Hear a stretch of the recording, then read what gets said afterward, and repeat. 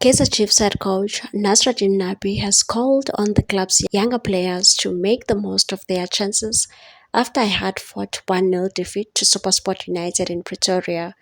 The result marked Chiefs' second league loss of the season, and while fans are optimistic about the direction under Nabi, the team's inconsistency remains a hurdle. Nabi, who arrived in South Africa with a promising track record, has won 3 of his first 5 matches across all competitions. Yet recent back-to-back league defeats to heavyweights Mamelodi Sundowns and SuperSport United have underscored the challenges his young squad faces in converting opportunities into results. Following the SuperSport United loss, Nabi expressed his frustration over the lack of finishing despite dominating the match and said we controlled practically the whole game. Unfortunately, we created many opportunities but couldn't score, while the opponent had one chance and capitalized on it. And said to the Disky Times, our young players need to understand that to win a football game, you need to put the ball in the net.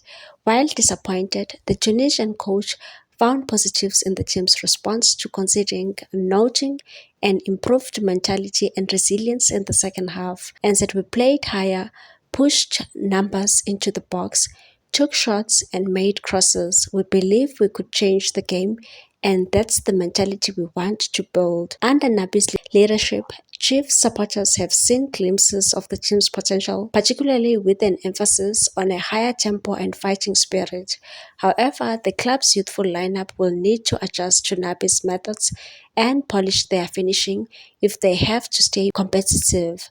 As Amakosi prepare to face Magesi FC in Limpopo, tightening up the finishing and seizing opportunities will be key if they are to keep peace in the league and secure top 8 spot. Please like, comment, share and subscribe for more sports news.